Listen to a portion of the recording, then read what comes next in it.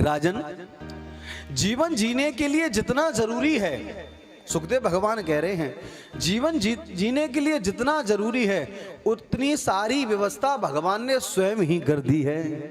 जीवन जीने के लिए क्या चाहिए? रोटी, कपड़ा और मकान। इसके बाद और किसी को क्या चाहिए?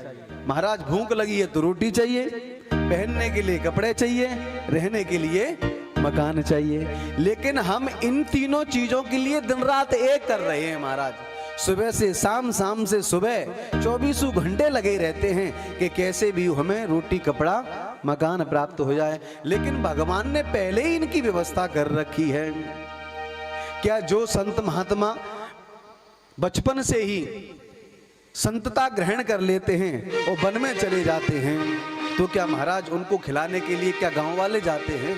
बोले नहीं जाते। जब उनको भूख लगती है तो महाराज भगवान ने भूख जैसे लगी तो वन में महाराज अच्छे अच्छे फलदार वृक्षों की को लगा के तैयार कर दिया है कि भूख लगे और फल खा लीजिए, तुम्हारी तृप्ति हो जाएगी। अगर उनको प्यास लगती है तो महाराज बड़े बड़े झरने बहा दिए भगवान ने, बड़ी बड़ी नदियां बहा दी कि अगर तुम्हें प्यास लगे तो महाराज नदियों का पानी पी लेना, झरनों का पानी पी लेना। और रहने की अगर कोई बात आए तो जाइए चित्रकूट धाम इत्यादि वगैरह में देखिए, भगवान ने ऐसी ऐसी गुफाओं को तैयार कर दिया है कि घर में तो तुम्हें एसी लगाने की आवश्यकता पड़ती है गर्मी में, लेकिन भगवान ने एयर कंडीशन गुफाओं की व्यवस्था कर दी महाराज। वहां तुम्हें एसी भी लगाने की आवश्यकता नहीं है। भगवान ने इतनी सुंदर व्यवस्था कर दी है कि कुछ कहा नहीं जा सकता। लेकिन भगवान की यह व्यवस्था हमें दिखाई नहीं देती है।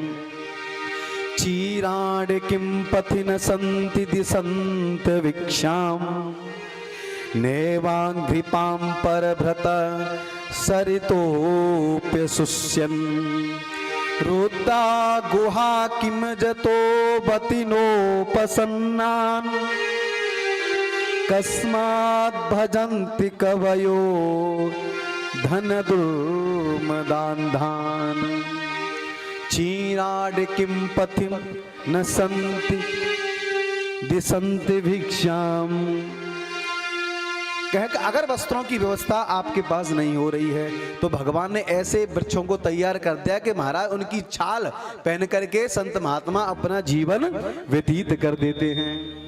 इसलिए वस्त्रों की भी भगवान ने व्यवस्था कर दी है। लेकिन भगवान की इस व्यवस्था का हमें शुक्रगुजार होना चाहिए कि भगवान ने सारी व्यवस्था अपनी तरीके से कर दी है। साधु संतों की व्यवस्था विद्युत कर रखी है। तो जब कहा चीराड़ किम, तो वस्त्रों के रूप में महाराज पेड़ों की, वृक्षों की छाल पहन लेनी चाहिए। भिक्षाम नेवांघ्रिपा परिभित सरितोप्य सुष्यन्। बोले महाराज अगर भूख लगे तो क्या खाएं? तो कहा कि महाराज भगवान ने इतने फलदार वृक्षों लगा दिए हैं वन में, जंगल में, अगर भूख लगे तो फलदार वृक्षों से फल तोड़िए और महाराज तृप्त हो जाइए उनको खा करके। और अगर महाराज प्यास लगे तो बोले भगवान ने उसकी भी व्यवस्था कर दी है। सरितोप्य सुष्यन्, पानी की व्यवस्था कर दी है महाराज। बड़े बड़े झरने, बड़ी बड़ी गंगा यमुना नदियों की व्यवस्था आज भगवान ने कर दी है। और जीने के लिए रोटी, कपड़ा, मकान चाहिए। फिर रहेंगे कहाँ? अगर महाराज बारिश होगी तो रहेंगे कहाँ? तो भगवान ने कंदराओं की गुफाओं की व्यवस्था इतनी सुंदर कर दी है। और आज भी तुम्हारा मकान तो महाराज 100 वर्षों में, 10 वर्षों में, 20 वर्षों में, 50 वर्षों में टूट करके खंडित हो जाएगा, तुम्हें दोबारा रिपेयरिंग करानी पड़ेगी। लेकिन भगवान ने ऐसी गुफाओं की रचना कर दी है कि महाराज त्रेता युग की गुफाएं आज भी हैं। त्रेता युग की गुफाएं आज भी हैं, उनकी डेंटिंग पेंटिंग करने की आवश्यकता नहीं पड़ी। तो भगवान ने सब कुछ व्यवस्थित कर रखा है। भगवान को सभी की चिंता है। तुम्हें केवल परिवार की, अपने की चिंता है, अपने पुत्र की चिंता है, लेकिन भगवान का परिवार तो ये सारा संसार है। तो भगवान ने तो सभी की व्यवस्था कर रखी है।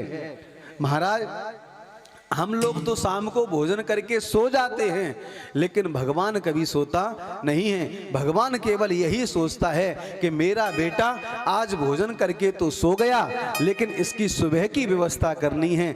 जिस तरीके से पिता का हाथ बच्चों के ऊपर होता है, तो बच्चे महाराज बिल्कुल नितांत भाव से सोते रहते हैं, शयन करे रहते हैं, उनको किसी बात की चिंता नहीं होती। लेकिन चिंता तो बाप को होती है महाराज कि आज तो मैंने अपने बच्चों को खिला दिया, पिला के सुला दिया है, लेकिन इनकी कल की व्यवस्था मुझे करनी है। तो ये चिंता पिता को होती है। उसी प्रकार सारे जग की चिंता करने वाले प्रभु हैं। लेकिन हम जिस तरीके से पुत्र अपने पिता की कृपा को नहीं समझ पाता है, ऐसे ही हम सारा संसार मिलकर के भगवान की कृपा को समझ नहीं पाते। अपितु कृपा उनकी ही रहती है हमारे ऊपर, लेकिन हम उनकी कृपा को समझ नहीं पाते हैं। तो कहा कि महाराज कस्मात् भजन्ति कवयो धन दुर्मदान धान, रुद्रा गुफाओं की व्यवस्था कर दी। तो भगवान कहते हैं कि महाराज साधु संतों की व्यवस्था विधिवत तरीके से भगवान ने कर रखी है। तो जो श्री मदान्ध हैं, जो धन में अपने आप को अंधा समझने लगे हैं, वो धन के मद में किसी को अपना समझते नहीं हैं, लक्ष्मी के मद में जो अंधे हो गए हैं, ऐसे धनांधों के पीछे असान्वित होकर पीछे जाकर उनके क्या करना, जब भगवान ने सारी व्यवस्था स्वयं कर दी है। तो हम लक्ष्मीपतियों के पास जाकर के क्यों जाएं, उनके ताने हम क्यों सुने। केवल एक ही बात याद रखनी चाहिए, आशा एक राम जी से दूजी आशा छोड़ दे, नाता एक राम जी से दूजा नाता तोड़ दे। केवल यही बात अगर तुम रखोगे, संसार से मत मांगो, और अगर मांगना है तो केवल प्रभु से मांगो। जितने भी संत हैं वो संसार में नहीं मांगते किसी से, उनको अगर कुछ चाहिए तो केवल वो भगवान से आग्रह करते हैं कि प्रभु आप ही हमारी व्यवस्था कर दीजिए।